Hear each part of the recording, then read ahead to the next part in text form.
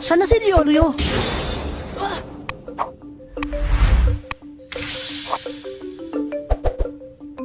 Leorio! Maligayang pagdating. Kami ang inyong Phase 2 examiners. Ako si Menchi. At ako naman si Buhara. Para sa Phase 2, ang kailangan niyong gawin ay magluto. Buhara, Ang pangunahing sangkap na kailangan ay baboy.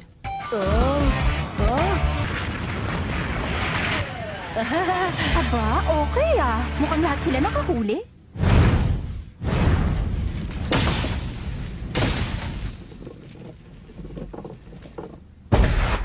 Yan! Kainin nyo na at nang makatuloy na ako sa susunod na exam! Sabi mo eh. Sarap!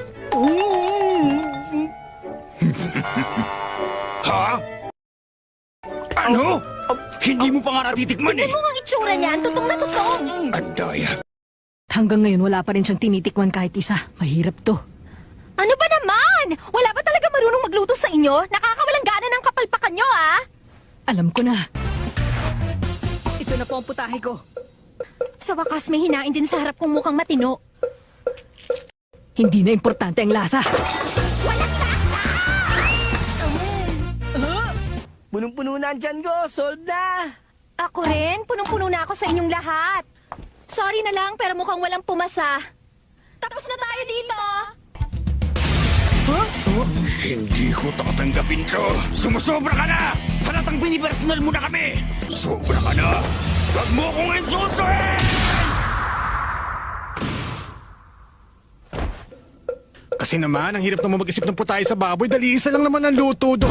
Subukan mo ulitin yun. Para kapag namuro ko sa'yo, pupulitin ko yung mga braso mo at gagamitin ko pa ang pagsampat-sampat sa'yo!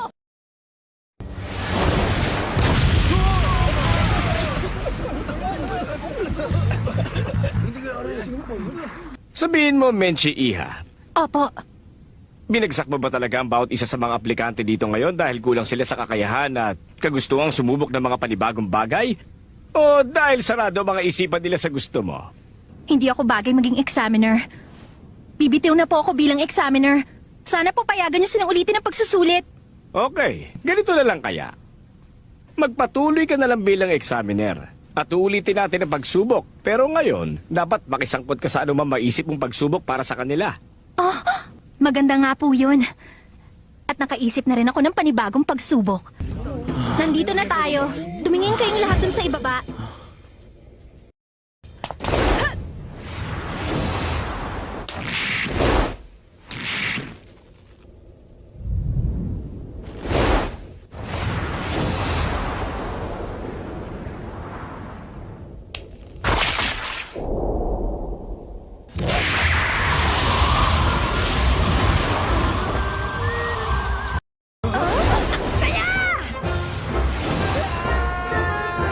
Maghintay muna tayo. Maghintay sa ano? Ang tagal naman. Wala pa bang hangin na paparating? Konting hintay pa. Nalintik ka na! Gon, wala pa ba? Yan nyo na!